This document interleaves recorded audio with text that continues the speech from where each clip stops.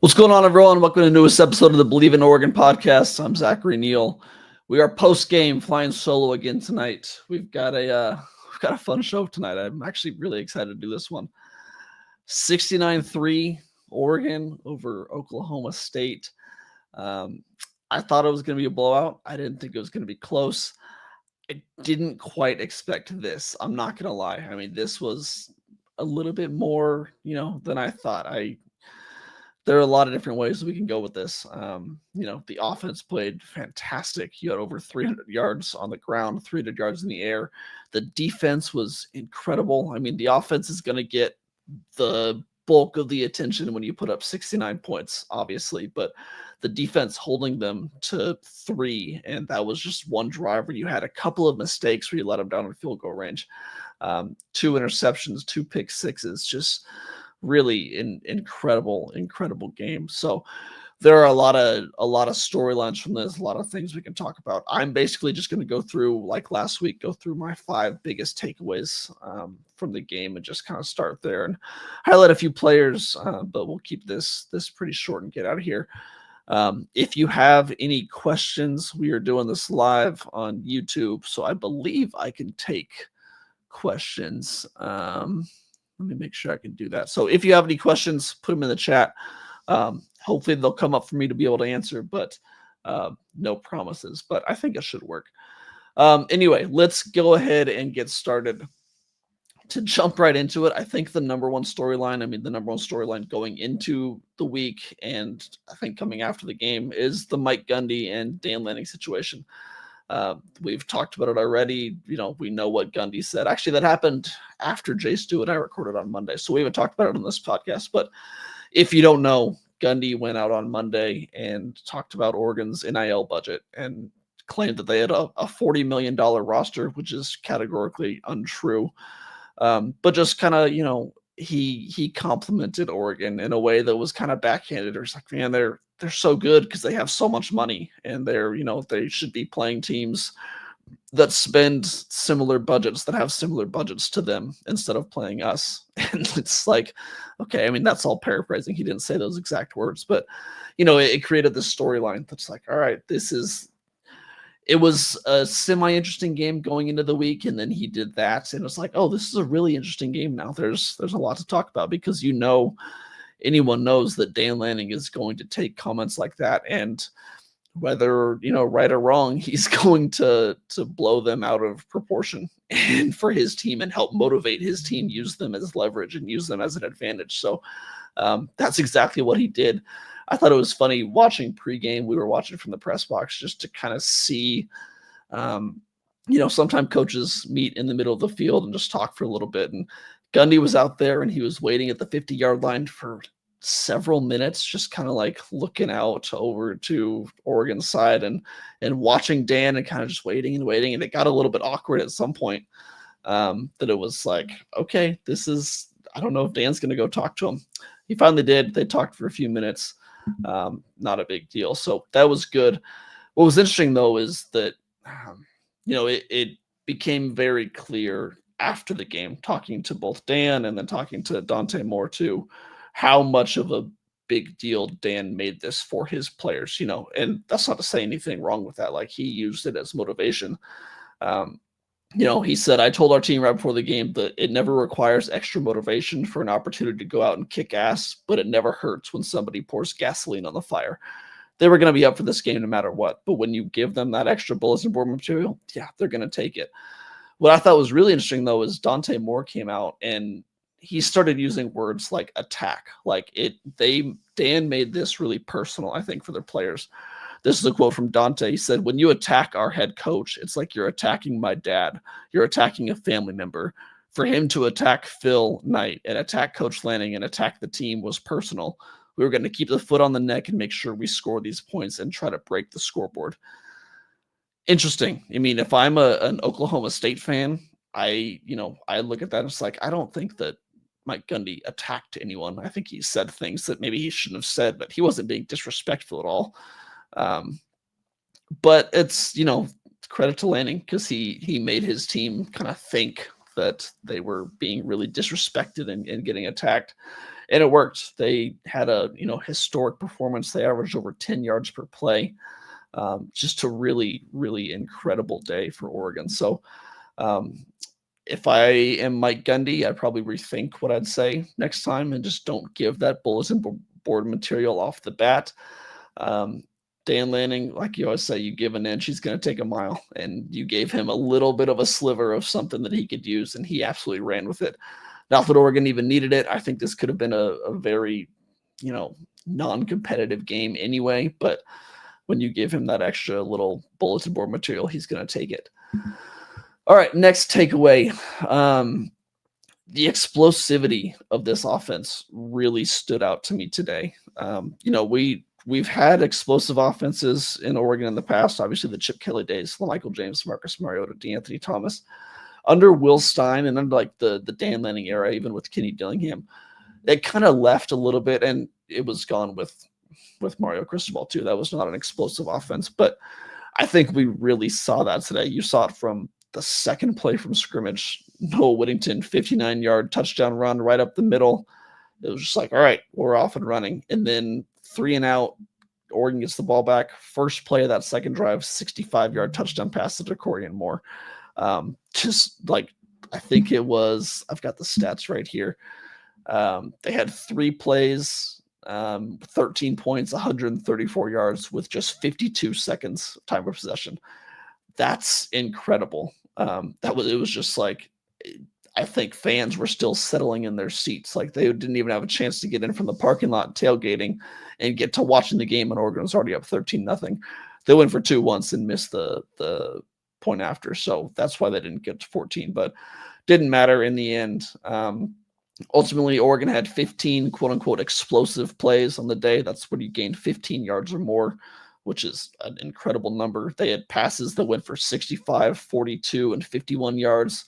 They had rushes that went for 59 and 53 yards. Just, really, really impressive stuff offensively. And what I loved is, Will Stein really got into his bag. He really pulled out some nice plays. You had trick plays, you had, offset formations. It looked like a lot of fun. We talked to players and Dante and Gary afterwards, after the game, asking them just like, how much fun is it to play in this offense? They said, yeah, it's amazing. Like there's so many things that we can do. Like you guys have seen half of what we're able to do. So stuff like that, just a lot of fun to watch. It will be interesting to see how this offense looks going up against better competition, all due respect to Montana State and Oklahoma State. Once you get to better defenses, I mean, Oklahoma State had the number 126 out of 134 defenses a year ago. Like this is not elite Big Ten competition. I want to see this offense against Penn State. I want to see him against, down the road against Iowa. I'm really interested to see those. But for now, I think it was, we like what we've seen. It's been really impressive. Staying on the offense, Dante Moore, it feels like the secret is kind of getting out a little bit. We've known in Eugene for a long time that he's going to be really good. We saw through the first couple of weeks that he's really good. I'm impressed by him. I think that the nation is starting to see it as well. You just see as the college football world is kind of seeing that score and seeing what Oregon's doing to Oklahoma State, you start to see tweets from national reporters like, oh, look at what Dante Moore's doing. This is really impressive. So it's great to see what he's doing. I've got the stats right here. Let me pull up. Today, he was 16 for 21 for 266 yards and 3 touchdowns. So far through 8 quarters of football, not even 8 full quarters because he didn't play most of the third or fourth quarter today. 34 for 44, which is 77% completion, 479 yards, and 5 touchdowns. That's really good. Oregon has a standard of, Heisman level quarterback play, and so far through 2 games, albeit against, not the best competition, he's upholding that standard. So I think I've been really impressed with what he's done so far. Let me go ahead and look at the comments, see if we've got anything. I've got stuff coming in.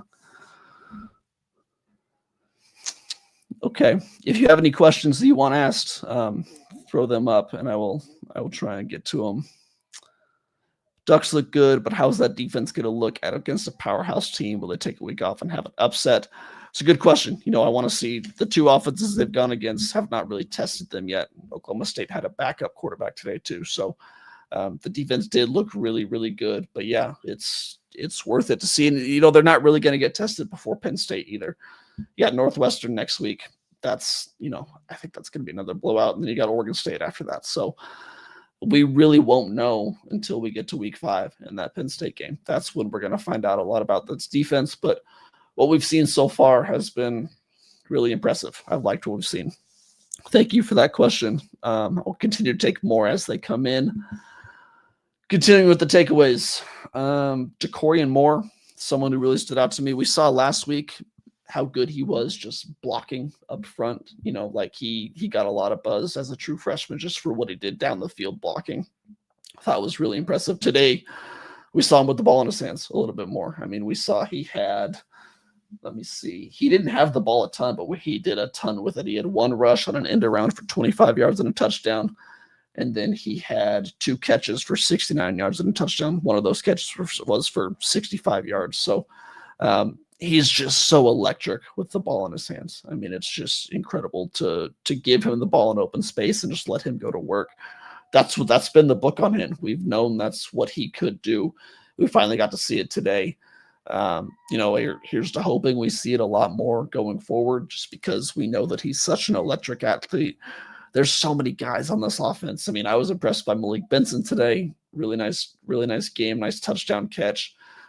Kenyon Sadiq just continues to be an incredible weapon, just such a good blocker. If you had told me before the season that we'd be talking about Kenyon Sadiq a lot after week 2, I'd understand. If you'd told me that we'd be talking about it a lot, mostly because of his blocking and not because of his play with the ball in his hands, I wouldn't have believed you. That's not to say I didn't believe he was a good blocker, but that's by far the best thing he's done so far. Just, teach tape after teach tape, just these perfect blocks. The secret is definitely out on him too. You see on social media, all these videos like, oh, this guy's the best tight end in the nation. Like, it's just hands down. You can't even dispute that anymore. So that's been really good for him. But back to Ja'Cory, and just, love what we see from him. Love what we see from all of the receivers. Just a really deep room. No one's really stepped up as a wide receiver 1 yet, which is totally fine. I think they've got such a deep room, so many guys that could step up and play. And as the season goes on, you'll find someone to be that number 1, number 2. But right now, I think they're still feeling it out, and they're feeling really comfortable with where they're at. All right, one of my last ones. Excuse me. Let's talk about Oregon's defense. I mentioned it earlier. They definitely deserve their flowers. What they did today, they held Oklahoma State to 9 first downs total, a total of 211 yards, and that was buoyed a lot on the final drive from Oklahoma State. This was, I can't remember exactly. I think the number was around like 160, 166 going ahead of that last drive. So really, really good stuff. Like I said, 2 pick sixes on back-to-back plays. You got one from Jerry Mixon, takes to the house. And then the next drive, they throw the ball again. Not back-to-back plays, but back-to-back drives. They throw the ball again. Peyton Woodyard gets it and takes to the house. That was the moment in the third quarter. It's like, all right, this is, you're starting to feel bad a little bit for Oklahoma State. Not totally, but, it's just like, all right, they need to get out of here. They need to get on that plane and get home, because this is getting really, really ugly. In general, though, the defense was just really solid once again. There weren't any single players that stood out to me as much as, like, say, Amari Washington did last week. I thought Dylan Thieneman played really well. Bryce Betcher played really well. I think he led all players with, 9 total tackles. Obviously, Jerry got the pick. Peyton got the pick. Brandon Finney played really well in coverage. He had a nice pass breakup that I remember. And then you got to see a lot of young guys come in. Tatum Tuioti had a sack. But then, it was just good to see a lot of the young guys, Gavin Nix, Aiden Breland, some of those guys get in. All in all, the defense just, I feel like I can say the same thing about the defense as with the offense. Like, against this competition, yeah, of course they're going to look good. They're supposed to look good.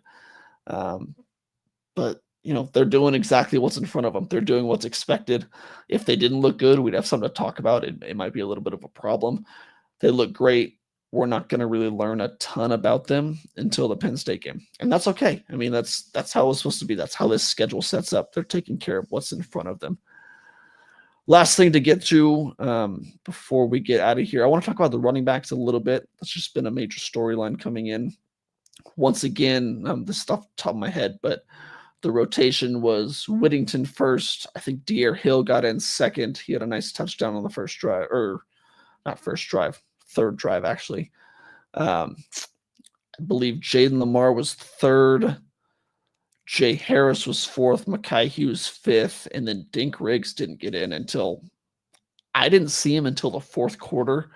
Someone could check me on that. He may have gotten in before that, but he was definitely getting like mop-up duty at running back. It was interesting. I mean, the Mekhi Hughes thing is definitely one of the main talking points of this series of the season so far. You just thought that he was going to be the number one running back, being the number one back in the portal coming in. Like, it just made sense that he would be that guy. So far, he's been the third, fourth, or fifth best guy. And honestly, like watching him, I want to talk to Jay Stu about this more on Monday when we record. He doesn't look this. I want to say this with all due respect. He doesn't look better than the third or fourth best guy. It's not like he's out there, getting the fourth string reps and is just killing it and making everyone, just looking like the best back out there. He looks, if you didn't know him as Mekhi Hughes, if you didn't know who he was, if you thought he was just some redshirt freshman or a freshman, you'd be like, yeah, that's the fourth string back. He hasn't done anything that's really impressed me yet. That's not to say he's a bad player at all. He's doing what he's making the plays out there, but he's not leaving anyone in the dust. He's not breaking off 59-yard runs like Noah Whittington or Jayden Limar. He's doing solid. So I think we'll continue to see him grow a little bit. And if he doesn't end up being who Oregon thought he was, who Oregon fans thought he was going to be, I don't think it's the end of the world. As long as guys like Noah and Jaden and De'Aaron start to play really well. I also didn't mention Jordan Davis in that pecking order. He got in as well, got another touchdown, of course. But yeah, I'm curious to see how the running back room continues to shake out and where Mekhi falls. But I'm not very concerned about it because I think that the other guys may just be as good, if not better. And that's what they've been seeing in practice. That's what we're seeing in the game so far. As long as Oregon's winning, it doesn't matter. I mean, this coaching staff is going to put the best guys on the field. We've seen that time and again. They're going to play the best guys. They don't really play politics with that. So, yeah, I think Oregon should be totally fine with whoever is out there at running back. They're so deep. They've got a ton of talent there. I'm impressed with what I've seen so far, and I think that should continue. All right, so let me see if any more questions came through. I don't see anything, so I am going to wrap it up. I will be back on, I think Jay Stu and I are recording on Monday. We'll just do our normal stuff, get into the game, get his initial takes, go through take and bake, and then look ahead to next week against Northwestern. So that should be a lot of fun. Thank you guys for tuning in to the live stream. I appreciate it. This is a nice way to kind of get initial takes off. I like this little format. You can check out more of my work at DucksWire at usatoday.com. Follow me at Zachary C. Neal on Twitter, and check out the new Ducks Rising podcast where we've got film breakdowns with our good friend Jeff Schwartz. I'm excited to see his breakdowns on Monday. You can also check out Jay Stu on Twitter, Jonathan Stu R1. Make sure to check out the Ducks of a Feather podcast with him and Kenyon Barner as well. For myself, Zach Neal, we will talk to you guys next week. Until then, take it easy.